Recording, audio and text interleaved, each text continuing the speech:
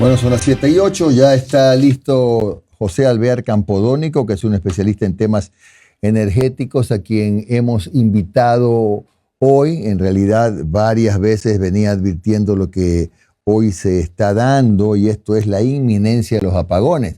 Mi pregunta, José, buenos días, es si hay forma, empecemos a tratar de ser optimistas, ¿hay forma de evitarlos? ¿Hay algo mágico, aparte de que llueva, ¿no? Hay algo mágico como para pensar, bueno, a fines de septiembre no van a empezar los apagones? No, lamentablemente no, Jimmy. Buenos días, y no podemos ser ilusos.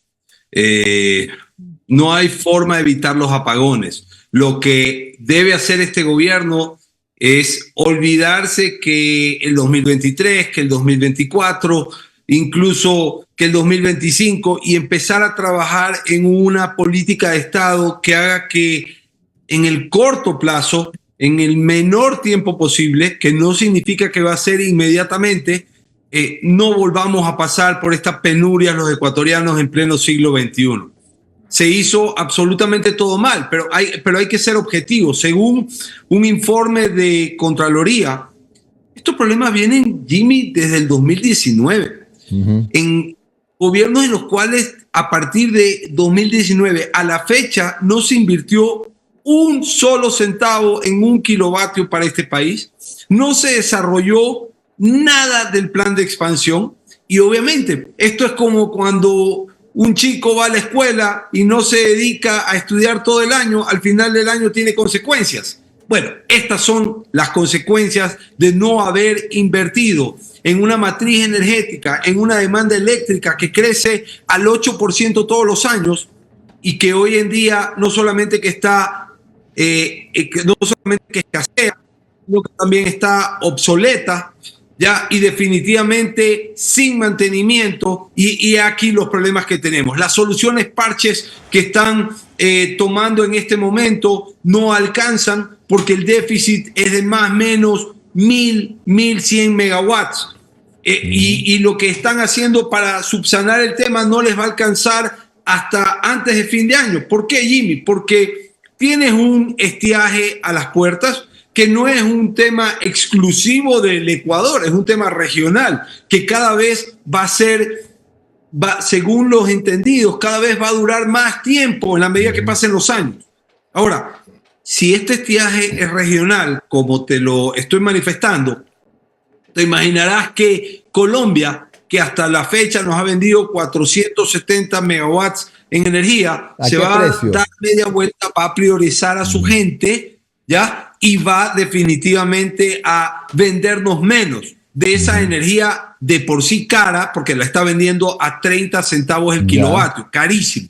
Es por eso que es tan importante que se empiece a sentar las bases ya para una energía, para una potencia firme, para una energía eficiente, que eso implica también barata, pero acompañado de un funcionamiento del Estado que tiene que ser en beneficio de los ecuatorianos. Es decir, yo siempre digo, Jimmy, el Estado está para los ciudadanos y no los ciudadanos para el Estado. Y ahí es donde empiezan las cosas mal, porque sucede que nadie le pone meta a esos funcionarios, sucede que se le da la responsabilidad de solucionar el problema a quienes generaron el problema, que son los mismos señores de SELEC, que hoy en día, desde el 2019 a la fecha, siguen pululando ahí, los señores del SENACE, y que no han hecho absolutamente nada en beneficio del país, pero presumo yo, sí en beneficio de sus bolsillos. José, a ver, cuando hablamos después de potenciar el tema eléctrico, ¿estamos hablando de más termoeléctricas? ¿Estamos hablando de energías alternativas? ¿O estamos hablando, por ejemplo, de explotar adecuadamente el campo Amistad para producir energía generada por gas del Ecuador?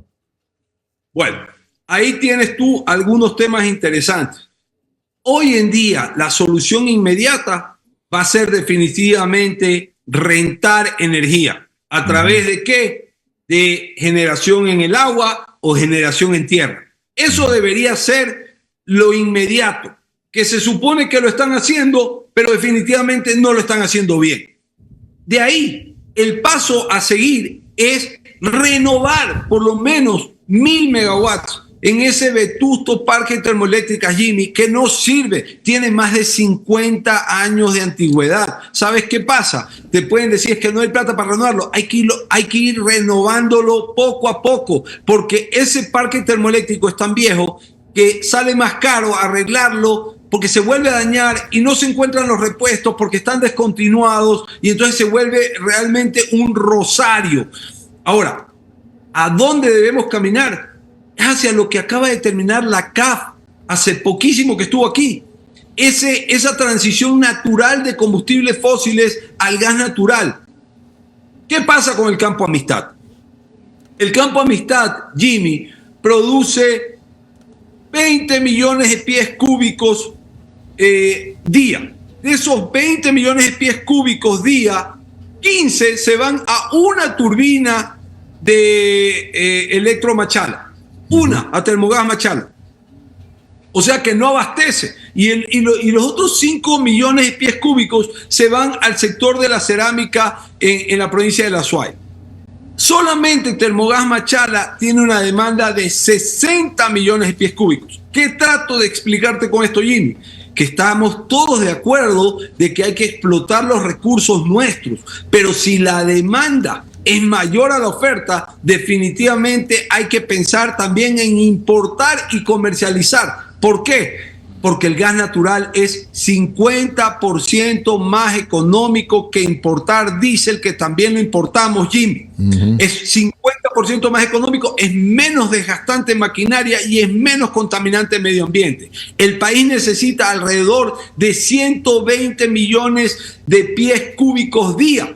Y tan solo tenemos 20 millones de pies cúbicos día en el Campo Amistad. Entonces se cae de maduro que hay que abrir también a la par la importación y comercialización de gas natural para los que tengan esa posibilidad de hacerlo, que se supone deberán hacer su análisis de riesgo y deberán ser competitivos a la par del gas natural ecuatoriano, o el gas natural ecuatoriano tendrá que estar a la par y ser competitivo de los costos de mercado para comercializar y no perder. Estimado economista Campodónico, muy buenos días. Camila Piedrahíta. No soy economista, no soy economista. Ay, José Alvear, sí, estimado José Alvear, por favor, ¿nos puede ayudar con lo siguiente, la pregunta que nos hacemos todos los ecuatorianos? Al momento ha llegado una barcaza turca, pero nos preguntamos ante la ineficiencia del gobierno en el tema eléctrico. Lo digo porque todavía no vemos las bondades de la ley cero apagones. ¿Cuál sería la solución? ¿Cuántas barcazas más se van a necesitar para esta crisis energética? ¿Cómo te va? Buenos días. Mira, el Ecuador tiene un déficit de 1.100 megawatts. Un déficit. Es decir, el Ecuador en hora pico llega a consumir hasta 4.200 megawatts. Pero sobre lo que tiene de capacidad instalada, que está funcionando, ya tiene un déficit de 1.100 megawatts. Si estamos hablando que esta barcaza, que aún no arranca, y que podemos hablar donde hay muchísima responsabilidad de SELEC, SENACE y de los mismos turcos, ¿ya? Tan solo te va a generar 100 megawatts. Estamos hablando de que con esta barcaza que ha generado tantas pasiones, a duras penas estamos cubriendo el 10% de ese déficit, sin contar que cada año la demanda crece en 400 megawatts, entiéndase en 8%. ¿Ya? ¿Eso qué significa? Que si estamos hablando, si tomamos las palabras del ministro de Energía, que dice que esto va a tomar alrededor de 5 años, que yo le apuesto que va a ser más, entre 6 y 10, ¿ya? Pero tomemos las palabras del ministro de Energía, que dice que esto va a tomar 5 años salir de este problema. Entonces estamos hablando de otra inversión de 2.000 megawatts, porque estamos hablando de 400 megawatts por año, por 5 años, ahí nomás tienes que invertir 2.000 megawatts más cubrir el déficit. Entonces te das cuenta que no es tan sencillo el tema. Esto no se va a solucionar inmediatamente. Si bien es cierto, creo que el gobierno tiene responsabilidad en no haber metido presos esos pillos de SELEC que siguen pululando y siguen haciendo de las suyas, ya las cabezas, porque Calero hoy en día, que está hecho cargo, era últimamente asistente de Gonzalo Quillas y antes de eso fue jefe del Departamento de Desarrollo, de Expansión, del plan de expansión, y no hizo absolutamente nada.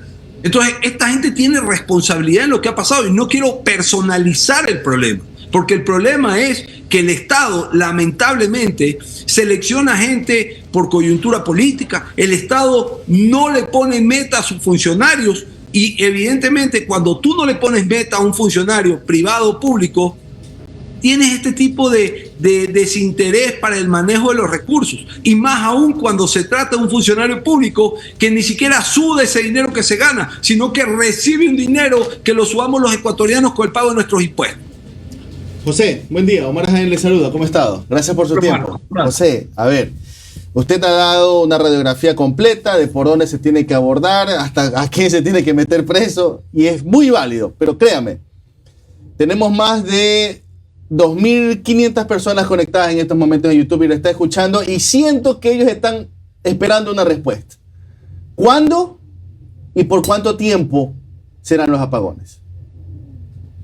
Mira, los apagones por lo menos un año, fácil, porque esto no se va a solucionar, Omar. El problema lo vamos a empezar a solucionar en el 2025. Digamos que, Omar, empieza a funcionar esa famosa barcaza, que es una irresponsabilidad cómo se la contrató, ya, y que no entiendo todavía cómo el Estado no ejecuta las garantías de estos turcos que están cobrando por día, y que ellos debieron haber tenido los informes de las mareas, del suelo, del anclaje, y que se vendieron como que ellos tenían un sistema de anclaje impresionante más allá de las corrientes, de los suelos o de las orillas, y que no fue así, y que lo dijimos en su momento, ¿ya?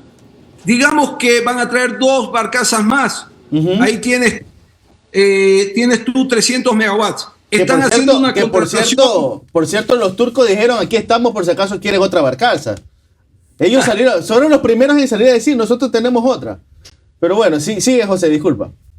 Digamos que han dicho que están comprando en térmica, o sea, generadores de energía en tierra, 300 megawatts más. Digamos que están cerrando lo del cable, la línea de transmisión, para que Perú nos venda 400 megawatts y que Colombia nos vende 400. Pero hasta que salgan los concursos, que todavía no hay nada, se van 6 meses. Hasta que se delegue, hasta que se asigne y hasta que empiecen a venir, se va un año más. O sea, los ecuatorianos tenemos que ser conscientes. Esto no va a ser inmediato, lamentablemente, ¿ya? Y aquí solamente quedan 3 soluciones, Omar.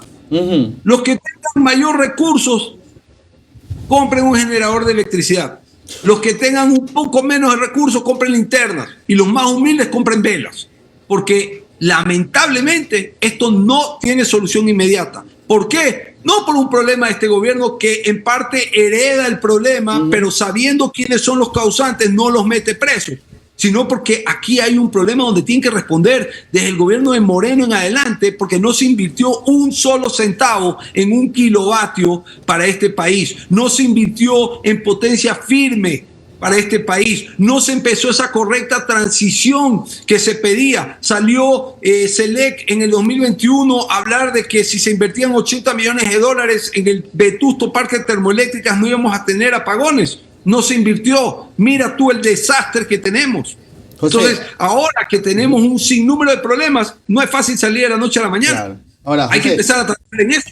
Y retomando un poco lo que te había preguntado, Camila, y con esta cerramos, José. A ver, a principios de este año, y yo sé que ha sido poco tiempo, insisto, pero lo preocupante es que no se ve. A ver, ya tienes una herramienta normativa, que fue la ley que se la aprobó la Asamblea casi por unanimidad, creo que fue por unanimidad, si mal no recuerdo. Ya, o sea, la herramienta legal ya la tienes, o sea, no puedes salir con la excusa de que no, que la Asamblea me boicotea, que me bloquea, no puedes salir con ese chiste ni con ese cuento. El tema es que ya, perfecto, esto es heredado desde el 2019, el gobierno de Moreno, Lacio y ahora también, no ha habido inversión para generar, como tú dices, ¿no? Un megavatio más. Ahora, el tema es, ya con esta herramienta legal, ¿qué es lo que se tiene que hacer? ¿Qué es lo que se tiene que buscar? Se hablaba de la participación de privados. ¿Qué es lo que tiene que hacerse en ese aspecto? Mira, esto no va a tener arreglo y no va a tener inversión mientras al privado no se le permita venderle directamente al privado. definitivamente. Mientras tú no integres gente del sector privado ya a involucrarse en este problema y aportar, esto no va a tener solución. O sea, a ver, esa ley de la que tú hablas, yo la cuestioné mucho, Mar, ¿ya? Porque esa ley de competitividad energética que se inventó la señora Robo, que si tú la lees es un saludo a la bandera porque habla de energías alternativas, que como su término lo dice, es alternativa, es complementaria. Todos los países de primer mundo, ni siquiera te vayas tan lejos, Colombia, tienen una matriz energética donde el 60% son hidroeléctricas y el 40% son termoeléctricas.